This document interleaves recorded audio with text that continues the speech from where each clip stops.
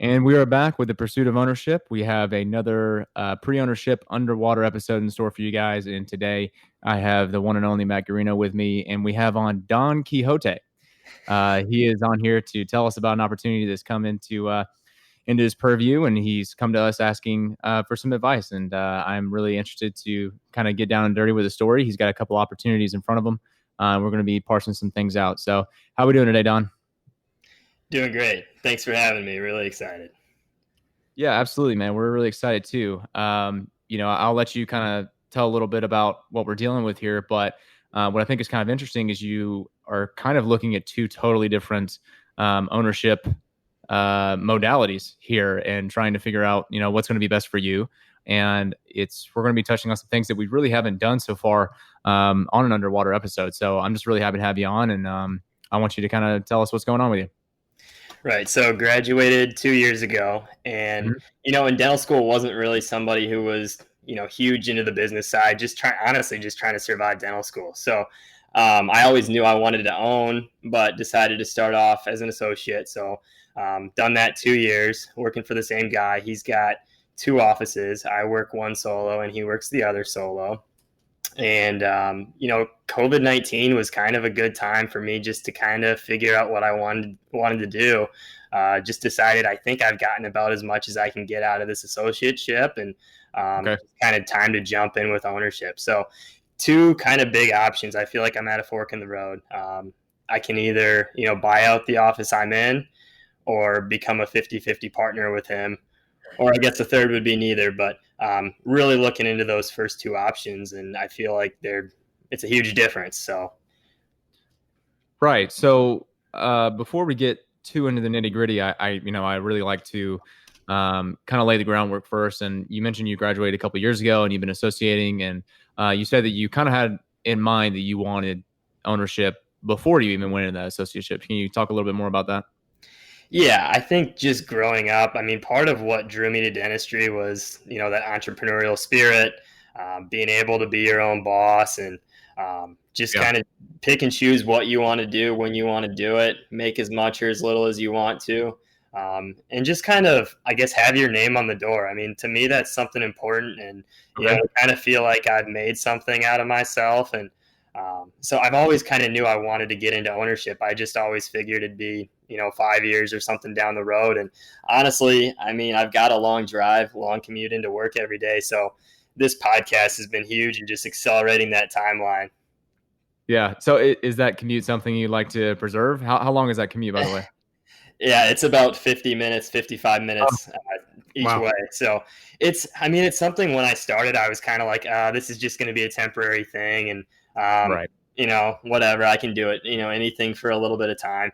And then started doing it. I like the patients, like my staff. So it's like, dang, maybe I should stick around here, Well, I hope that we're not, factoring too much into your decision. If you're using that time to be listening to our show, I'm sure there's some other way you could work it into your day than having a 50-minute. And to fly by, I'm sure. Yeah. Well, honestly, especially at 1.5 speed, it's been great. I've gotten a lot of content over 2 years. So nice. Just wait till you enter the world of 2X, dude. Oh man. Everything changes. Richard, you need 2X at the minimum. He's a very deliberate speaker. He is. I want to get in. So let's talk your vision here. So you got, as you mentioned, kind of two different paths you could go down. Where do you see your kind of ultimate, like, perfect career and how it's set up? Right. So, growing up, I always thought that solo office, that would kind of be perfect for me. Retire when I'm 60 or whatever, just because I think that's what I knew. That's kind of what I saw other people doing. And, but now as I kind of hear more and learn more, there's definitely an attractive side to, working hard, working 3 or 4 days a week, and, maybe retiring a little bit earlier, having some options in my 40s, and maybe where I scale back or retire clinical dentistry. So I think that's the other side of it here is I'm just not convinced right now that I want to be on that path where I'm working until I'm in my late 50s. So it's like, maybe I want to buy a few different offices and then have some associates run it the way I've been kind of running the office I'm in. So that's, I guess, another another side piece to this whole thing. Okay, so somewhere along your journey of figuring out your vision and ownership, you kind of got the idea that maybe you didn't want to be uh, being a clinical dentist until 60, or is it more so that you just kind of want to ride off in the sunset, be done with dentistry like 45 and just kind of do whatever? Which one? I think it's more of the first. I mean, I Okay. like clinical dentistry. I don't love it. I mean, I like the business side more. I guess I Okay. want to have that freedom. I mean, 2 years ago, I was not ready for ownership. I mean, I wanted someone holding my hand, and now 2 years later, I've got that confidence. So I guess I'm just a little like leery of jumping into something where I'm going to be a clinical dentist for 60 years when 2 years from now my vision might be totally different, and I still want that freedom to maybe get out a little bit sooner. Yeah, so it seems like your perception of the risk has actually changed a lot, because at first you had this risk of going into business ownership. Now you kind of see a risk of, working until you're 60, and it's more about like, I don't want to build all this on my own back and then have it break. Yeah, So exactly. yeah, so there's been a shift there for sure. For sure. So where do these go through these two opportunities and kind of think about where do they fit into that vision you just mentioned of scaling back, clinically and Mhm. potentially slowly retiring, maybe starting in your 40s? Okay, so if I were to purchase the office that I'm currently in and not become a partner, then I guess the way I see it is it's a four-op practice. It's not like I can hire an associate to work with me. I mean, maybe I could hire someone to work there, but I think it's pretty unlikely. Right. So I think that's definitely more of just that solo path, whereas that second option is more, it's with somebody who himself is planning to retire from clinical dentistry in a few years, and he's in his 40s right now. So it's kind of an opportunity where we've talked about buying other offices. So I guess I see that the path is more clear to getting out when I'm younger by becoming a partner than I do with just buying that first office and kind of going the traditional solo route.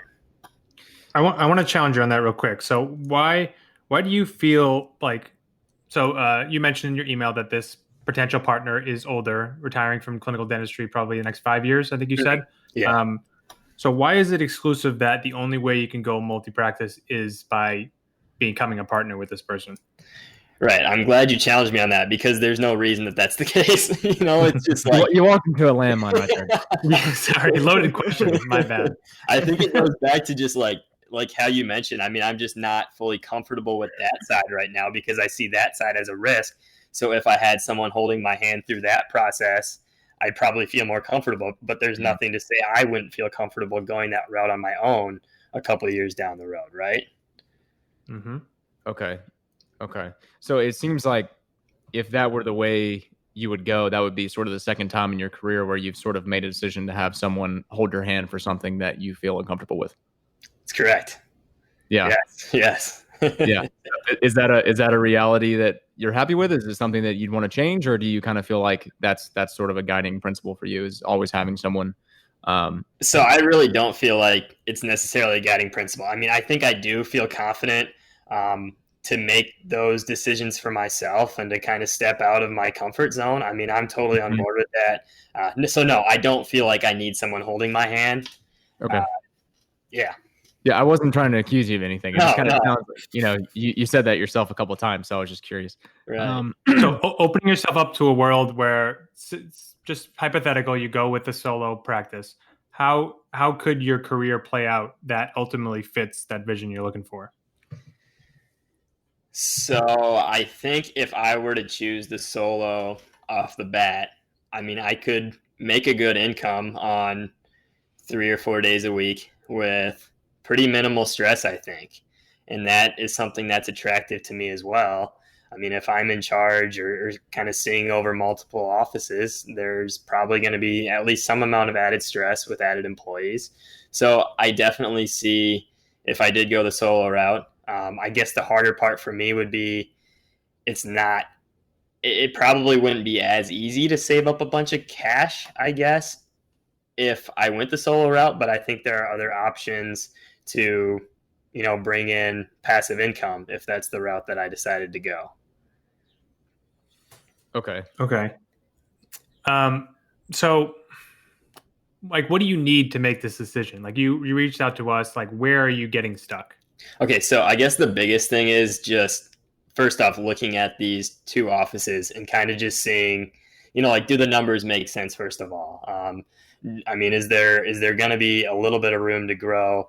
And then the other thing is just, again, my concern with my boss stepping out of clinical is if I were to become a partner, now all of a sudden he's done producing in a few years. We bring on an associate who probably isn't going to be producing like he was, but my boss is still taking home, 50% profit share, whatever goes into that contract. I guess I don't really feel like that's going to be fair for me to be still pumping out clinical dentistry and him taking home a lot of money for me to do the work. Yeah. So yeah, and you can always go ahead, Tyler. Yeah. So I'm actually, you can go ahead, Matt, because I don't want to go off on a tangent. Well, I mean, you can always build in the agreement that when he walks away clinically, you buy the rest of his shares. So he's not profiting while not there. And I would never even go into it without that in there. Okay. For sure. Yeah. And that's a great point, Matt. And what I was going to say is that I think that that's one really sticky aspect of partnerships is that if you go into a partnership where people are at different phases of their career, it's difficult to kind of plan things together when one is going to be getting phased out at some point, the other one's going to be sticking with it, and trying to navigate that and making it equitable for both people at different stages in their career is a very tricky thing to do. And I think it's super important that there be a relationship there where that is kind of understood and there's a lot of transparency between the two of you. So can you tell me a little bit more about this relationship that you have with this potential partner? And I mean, obviously you said they're in their 40s, but looking to step away from clinical dentistry. Right. I mean, I feel like we have a pretty good relationship. I mean, as a boss, he's been basically, he lets me run the show how I want to run the show, but he's still there for clinical and business mentorship as much as I want. So as far as like a relationship, I'd say like he's a little bit more, he has a stronger personality. So, I mean, I know a partnership would definitely be a give and take, and I think we could make that work, but I do think he is definitely more of the decision maker. And I just probably naturally from being his associate, I'm on the more passive side of things. So I just kind of worry for myself down the road if it's actually going to be 50-50 on the decision making. Okay. Yeah, that makes sense. Matt, you look like you have something to say. I don't like that route. I don't know. I guess I'm biased or something, but like this, he's towards the end of his career. You're already worried about how things might work out. It sounds like you are just a little bit trying to play it small by entertaining that idea when you have all the tools and the knowledge to do it yourself. Right. I think like the thing that kind of holds me back from like another thing that I guess holds me back is just like he is very business savvy. Like, I mean, he's made a lot of really good decisions. So I guess I see some of that as like maybe it's smart of me to stick with him because we're going to be working in the same area and like it could be beneficial to have a partner who's super business savvy. But again, I think that comes back to me, asking for that hand to be held. And I don't want to. Why is he business savvy exactly? Because the numbers don't show it. Right. Yeah. So I think just like as far as his vision, I think like his vision is savvy and like kind of like what he plans to do in the future. Like I like his vision, but again, at the same point, that's kind of just ideas. It's not on paper, so it's nothing set in stone. I mean, there's nothing in the numbers, at least. Like he may be a wonderful man and have a great vision personally, like you said, but there's nothing in the numbers that says he's a business savvy owner. Right. There's nothing extraordinary about either practice. Mm-hmm. Both are doing well under $1 million. One's at 840, one's at 580. Very normal kind of overhead stuff. So he's not a business savvy businessman on paper. That's all I'm saying. Yeah. I think that what sort of qualities that you are seeing are very likely that vision, right? And that decisiveness and assertiveness and some leadership that he has. And those are admirable qualities. And I think that those are some that you were looking to develop. And I really encourage you to follow that because I think that you actually have a lot of potential to get those things that you kind of said you wanted since before starting dental school. I mean, you knew that you wanted ownership. You knew that you were interested in the business part. You knew that you were interested in sort of all the things that come along with financial freedom. And I feel like at this point, you're kind of getting in your own way. I mean, you know that you're comfortable clinically. Sure, you still have some room to grow. Who doesn't? But it seems like you've kind of cornered yourself into two opportunities that are designed to protect you from some insecurities or some things that you don't feel are really quite there. And like, there's nothing to be ashamed of about that. But I just think it's really important that you sort of acknowledge it and realize that that is absolutely something you can change. And it's not really going to be changed by whatever career decisions you're making right now, or rather, I should say, option 1 or 2. I think for you, it's going to be opening your eyes to other potential things that aren't really vaulted off of the circumstance that you perceive, that you're not prepared to go into something with a little more risk, with a little more potential reward. Yeah, I think that's totally fair. And I'm glad that you guys said that to me. I mean, honestly, like, I know that there are red flags, but ultimately, like, love is blind too. So, I mean, you kind of see the good sides of things, and you don't always, you can't question yourself on the things that might not be so good. Right. It's rose-colored glasses. All the red flags are flags. Right. Yeah. I mean, so what would serve you now to like go deeper into? Is it practice A? Is it the partnership? Like, where do you want to head from here? Probably a look deeper into practice A, which is the one that I'm practicing at right now. Okay, let's get a quick question off the bat. Are you okay with a 45-minute, 55-minute commute for, say, 10, 15 years? Is that something you're okay with? Yeah, I think for 10, 15 years, I'm cool with it. Okay. Again, in my 50s, I don't know, but this is Don Quixote we're talking about. That's right. Yeah, that's right. He's a known traveler. That's right. Okay. So you're the current full-time associate at this office. So all this production is you that I'm seeing on here, right? That's correct. Yeah. Okay. And he is open to selling one practice by itself, no questions asked? Yes. Okay. Correct. Let's get in a little bit of the trickiness of how he did this breakdown, because like you mentioned on email, he definitely put some expenses on practice B and kept practice A more pristine. For sure. So it makes it tough to evaluate without maybe not accurate numbers. So how do you think we can get around that? I mean, I've kind of gone back in and added some stuff back over, just kind of like, I mean, there's costs on his side where there's nothing on my side. And it's like, okay, I know that this is going to be somewhere around half of what he's got there. So like, I know that it's going to be more expensive than what the P&L shows. Okay. Good. The things I'm looking at are like rent under $1,000 a month, a lab cost of 3%, staff only at 18%. They may be right values, but they'd be pretty extraordinary. Yeah. Right. So can you speak to any of those? Yeah. Okay. So the rent, he does not own the building. It's owned by the dentist he bought the practice from. So, I mean, obviously there's no guarantee that rent will stay the same. But I think there's a possibility that it'll stay right around there. Staff cost is really low, but it is leaving off a hygienist who we have over 1 day a week. And then also someone who helps with insurance 1 or 2 days a week. So it is a little bit higher. But in general, I mean, in last year, it was basically 3 employees. And I mean, it's not a very competitive area. So, I mean, they're not paid a whole lot. Okay. So I'm seeing net income on practice A, 200,000. Does that sound right? Right. Yeah. Okay. And that is after paying the doctor or before? That is that's after paying the doctor. So my salary added on to that. Okay. Right. I mean, that just seems like extremely low overhead. Right. I know. And that's like why part of it was this just doesn't, like, it seems too good to be true on the overhead numbers. But then I thought, well, with rent being so cheap and staff being so cheap, I thought, well, maybe this is accurate or it's close to accurate. My guess is it's closer to 50% than 60% over take home. But right, a bit of semantics, but I think worth pointing out. Right. So where do you see the growth opportunity with this office? Because it's pretty underproducing at just 580. Right. So I mean, I'm not like, obviously, by looking at the numbers, I'm not a mega producer at this point in my career.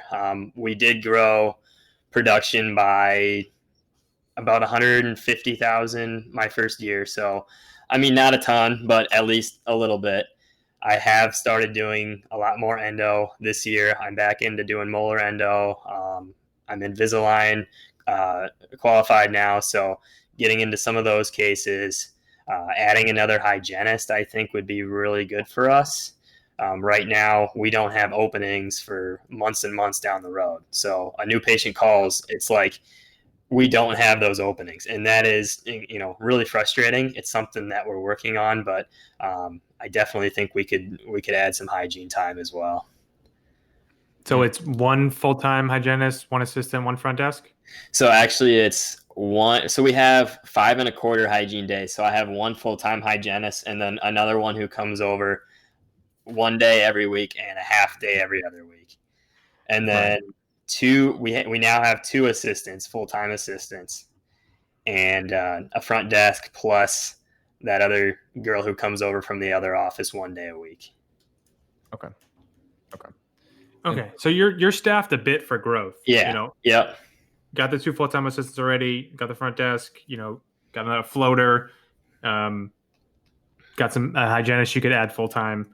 So what is this office doing as far as like new patient wise, like per month? Yeah, it's about 15 to 20. And I mean, we're barely marketing too. So I do think that could be something we could grow. But yeah, at this point, about 15 to 20. Okay. Yeah, I mean, this seems very typical of an office's size. Not doing a lot of specialty procedures. You already said you're bringing on some. No marketing, lower but not too bad new patients. A total lack of capacity, as you Yeah, mentioned. for Like sure. if you take this practice over, a full time or at least more part time hygienist right off the bat for sure. Yeah. Not being able to get a new patient is no way to grow. Right. Do you foresee challenges with the staff with you taking over as far as your leadership, or do they kind of assume you as boss since you're only doctor there? Yeah, they already assume me as boss. So I don't see any issues there, at least nothing huge. That's great. I mean, Maybe that's too confident, but no, I no, know. I I think think I you're think it'd be good. nice. I mean, I think buying an office you work in has a lot of advantages. The patients, the staff knows and trusts you. Like it makes that transition so much smoother than just coming in cold. So I see this office for you. It definitely would requires growth, in patient flow and in procedures that you're keeping in house, and maybe some more efficient scheduling and case acceptance. But if it's all about your vision, right? If you're okay with being a solo doc producer for X number of years, you can make it work, and you can pivot however you want down the road, even short term. You can buy another practice, bring an associate to work in this one.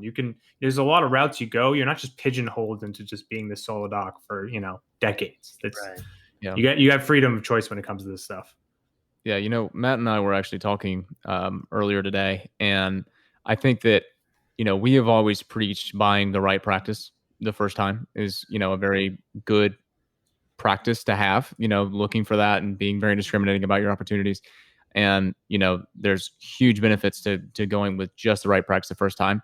However, we don't want to go so far down that rabbit hole that people think that, their whole entire lives are vaulted on this one decision, and there's not some way that they could pivot later on. Because one thing you did mention earlier, talking about practice A, Don, is you do fear that you're kind of pigeonholing yourself into a position where you're this solo doc. You're really just one person working there, a couple other hygienists, and you're working until you're 60. Well, that's very deterministic and not at all reality. I mean, if you do want to entertain some other ownership models, if you do want to do something different, you absolutely can pivot. However, with that said, with a 4-hour practice, you're right. I mean, there are some limitations with that particular practice. It's not to say you couldn't do something later on if you, felt ambitious enough to do so. And it seems like you are. Yeah, I totally agree with that. It's just good to hear it, from someone else, I guess. Yeah, definitely. So Matt, we were kind of talking about the growth that we see that's possible here, and there are some seeds for that. But I'm curious about what is the ceiling for this 4-op practice, do you think? I mean, obviously there's growth up to a point. Yeah, I mean, so it's tough to say without like knowing insurance involvement and fees, and that's certainly something we can talk about. But Right. It certainly has the bones to be a profitable office for you. It's you're not going to hit over 2 million on 4-ops in this part of the country, but you can get it to 1 million for sure and make a really good living, as you said. And there's something to be said for low stress. Small office, low stress, nice take home pay, low overhead. Like that's a nice model.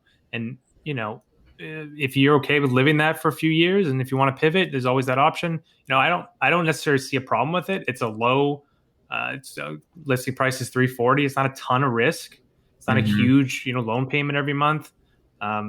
So there's not any glaring red flags that I see. Not to say it's like a great opportunity, slam dunks, certainly not. But I don't think there's anything that makes me like say, don't do it, avoid it. Right. Yeah, I mean, to me, it just seems like it's a question of what it is that you want and what risk you're prepared to take on. And if you want to be more comfortable with more risk, then the onus is on you to have some personal development and that right as well, and create some confidence for yourself to entertain some other opportunities. But ultimately, it really just comes down to you. Looking at this practice, I don't see anything that completely steers me away from saying no, don't buy this practice. So it's really going to be up to you. So how does that make you feel, Don? Yeah. I totally agree with all that. I think like the more we talk, the more it's like the red flags about a partnership, and it's more like, okay, I probably should, evaluate some more offices in the area. I mean, I've done some of that, but I agree. Yeah. I mean, I've only been doing that for a few months. So it's like, I think I need to see more and just kind of see what else is out there. For sure. And then if I decide to not necessarily fall back, but I know that I still have this office A if I decide to go for that. Yeah, I mean, and you have the benefit of time with that. Like right. You're working in it. He's not going to just go ahead and sell to someone else. Right. So, yeah. Right. Not to say to string them along, but you have that in your back pocket, that you have some freedom and time to look at other offices, see what's out there. Yeah. You have options for sure. I definitely think you should, exhaust your deal finding, efforts and see what is out there that's reasonable for you. Who knows? There might be a diamond in the rough that's not 50 minutes away, and that may end up being like exactly what you need. Yeah. So I would definitely, spend some time, look for some other things, and that there's no opportunity cost there really to kind of entertain some other things that might come along. Right. Because you're already kind of in that position and doing well. Yeah. So. Yeah. Yeah, that's how. So if a perfect practice came to your view, what would it look like? Like, what is ideal for you? That's a good point. Yeah. Ideally, I think I'd like at least 6 ops. The one I'm in right now has 4, and again, I think that's something I could work with. But having a little bit of extra space, or at least that room to grow, would be really nice to have. I do think. I mean, part of maybe my enjoyment with this office that I'm currently in, it is more of a rural area. It's a smaller community, and I really feel like I get to know everybody in the community. And I think that's kind of like, that's just kind of me, I feel like I'm not really looking for a big practice in the city. I just like, that's never been my vision. I think having an opportunity to work in a smaller community and kind of, benefit that community in whatever way I can, I think that's kind of what I'm looking for. So I guess in some ways I'm limited, but there's plenty of small communities around to look for as well, if that makes sense. Yeah, no, it does. Yeah, for sure. And I was just going to ask, is there room for expansion in this space? No, not really. I mean, there's really not. I'm just going to say no, there's not. I think if it were to become a bigger space, I think you'd have to buy a new space or build something out. Yeah. Yeah, sure. Well, I mean, I really like that point about working in a rural area. I think your point about trying to be a pillar of the community and knowing everybody, that sounds like you're speaking from your true self. Like, I don't think that's something that you should seek to change really for any reason. I mean, if that's how you feel, then I mean, I totally encourage you to keep going with that rural feel and look for opportunities within that purview and not compromise on that. Mm-hmm.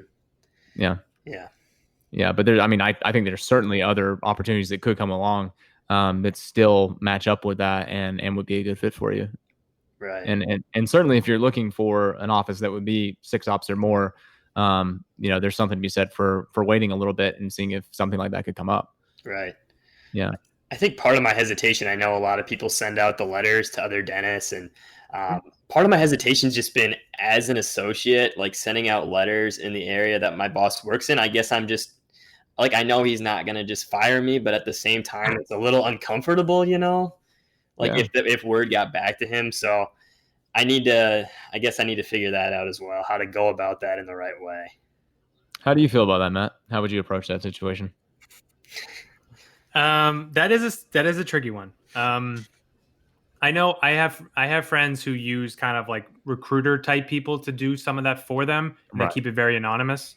So there are ways around it if you don't feel comfortable putting your name on something with a big postcard, like young Tyler here with his fiance and his QR code, whatever they call that. No, I would honestly look into something like that if you're worried about it. There's ways to go around it with these recruiters. They keep it anonymous. Okay.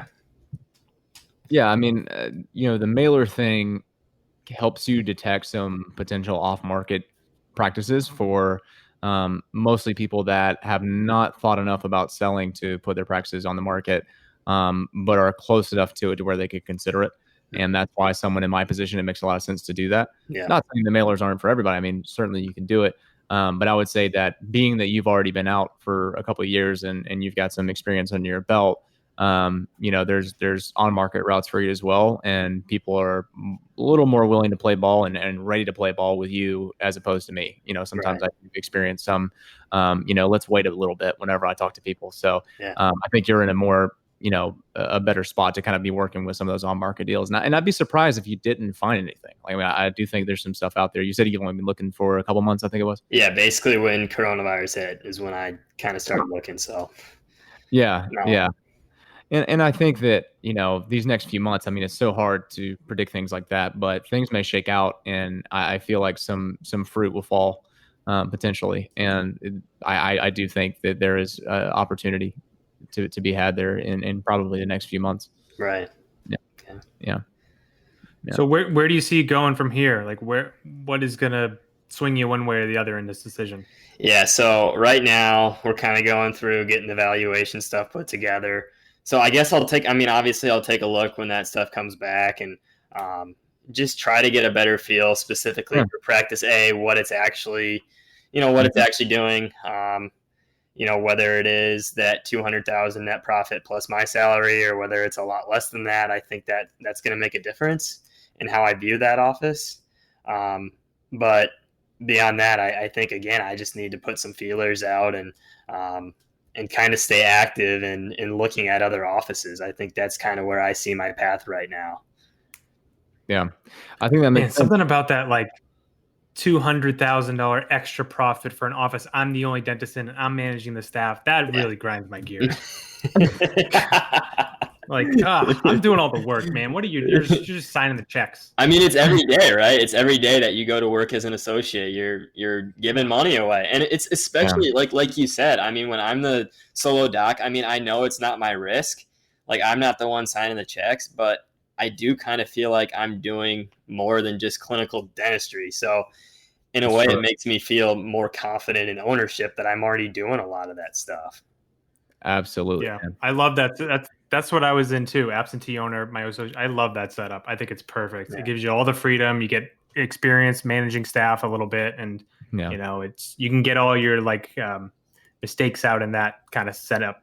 And then when you're an owner, it happens less so. Yeah, and if I can say, I know you guys have a lot of students listening. If you can find an opportunity like this, I mean, you're going to be okay clinically. You're going to run into some stuff these first few weeks, few months where you're going to be like, okay, I've never seen this.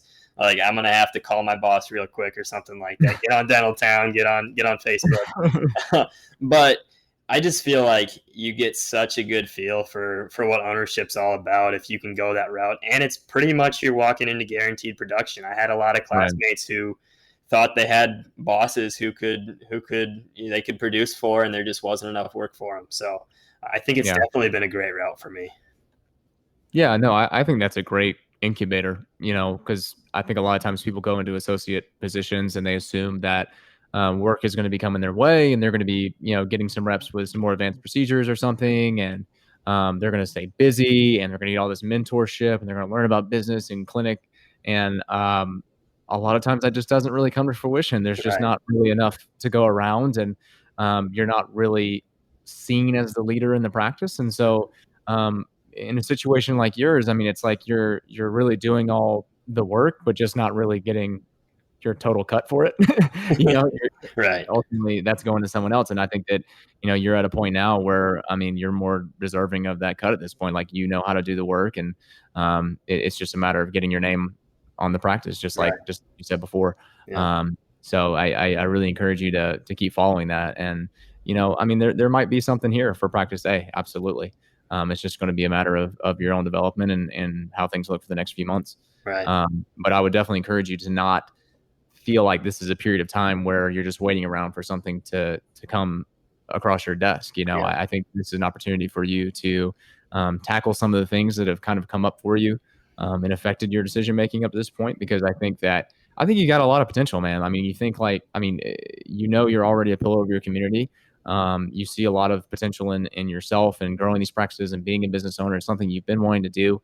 And there's a couple of things that keep, creeping up whenever these obstacles come along. And I don't think those are inherent, that inherent to your nature. I think those are things that you can tackle. And I think you should take this time to, maybe look into coaching, doing some self-help books, whatever it is to kind of really crack down on some of that stuff and prepare yourself for greatness. Cause I think you're primed for it. Right.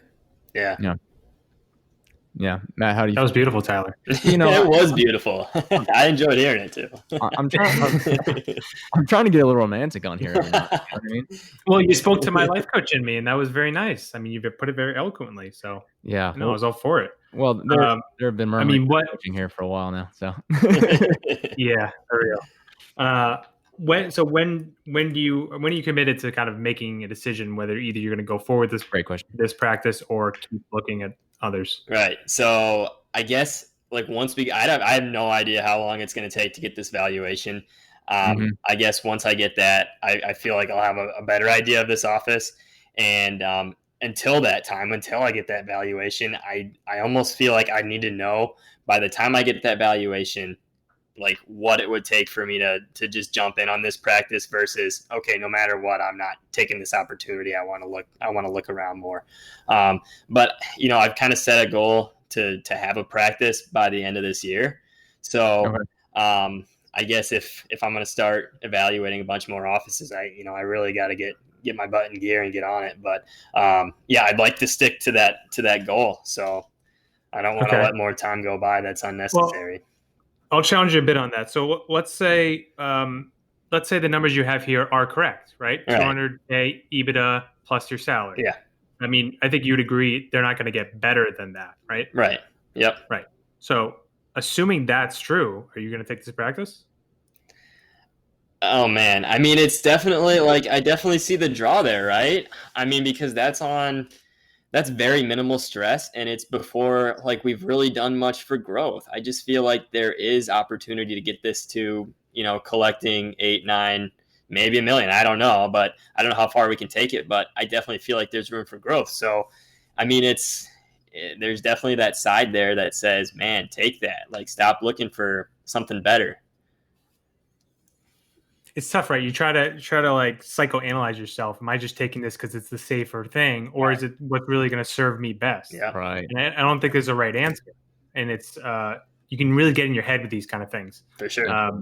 So however it works for you, talking to your wife, journaling or meditating, whatever it is that centers you to get you in your right space to make the decision. I think you go with that. Right. And again, I guess the hard part is, we want to have children, and when our kids are, in ball games or music or whatever they decide to do, I don't know if I want an hour trip, to try to get to their ball games. I mean, I guess I can always schedule smarter, but I don't want to pigeonhole myself where I've got to buy a new office when these kids are, when I'm trying to be with my kids as they grow up. So it's. Yeah. I mean, that's a great point, and that's why we, always that's why we start these interviews there. We kind of start with what's your vision and what are you wanting for the next 10, 15 years? And those are the kinds of things you have to ask yourself. It's the kind of things that aren't going to be in an evaluation. It's like, am I going to be having kids? I want to be showing up at the ball games, because if you're in a rural town and you're not showing up at the ball games, everybody knows you're not going to the ball games. You know what I mean? Right. Yeah, that's true. That's an important thing to consider. Yeah. So, I mean, I think Matt is absolutely right. I mean, it's we're trying to help, coach you through, this thought process, but ultimately, no matter what's on paper, we can't just say like, this is right, this is wrong. If the ball's in your court, I think just the most important thing we can do is just kind of reveal some things about your decision matrix that, or challenge some ways of thinking that you have and maybe help you decide with more clarity. So I hope we've been able to do some of that today. You've absolutely done that. And I mean, I knew coming onto the show that it wasn't going to be like I was going to have a yes or no answer, because I know that it still has to come from, from within. And, me and my wife just have to get that figured out. But you've definitely opened up some, you've definitely challenged my thoughts. So I appreciate that so much. Yeah. Well, I mean, yeah, you're welcome there. And if you keep us posted on when you get the financials back and what you end up deciding, because I feel like I'm in the middle of a movie and now I just can't see the ending. So, I want to know. We'll see where down goes from here, right? Yeah, right. For sure. Yeah, absolutely, man. I mean, really do follow up with us on this, because we've been doing these interviews for a little while now. And I think that some of them are going to be coming back around, or we're going to see where people ended up over, the next few months after the interview. And, if people want to come back on and kind of talk about how things worked out, I think that's going to be just absolutely amazing to have that continuity. People want to hear the end of Don Quixote, or at least, where it's going. So, Don, thank you so much for being on. I really appreciate you coming on, being transparent, being so humble, and really opening up to us. And I think this has been a fantastic interview. Yeah, I just got to say thanks. I mean, like I said, these, I've had some long car rides, and you guys have totally gotten me through that these last couple of years. I actually had a chance to thank Richard in person. Saw him at a CE. Oh, wow. He's like, did we accelerate your path? And I said, absolutely. And yeah, he's just as slow of a talker in real life as on the podcast. So, and you can't put him on 2X. You can't. So it's tough. It's really tough. It's a snooze. Yeah. But no, I really appreciate it. I mean, you guys have been super helpful. Thanks, Don. Appreciate it. Yeah, man. Thanks for your time. Thanks, guys.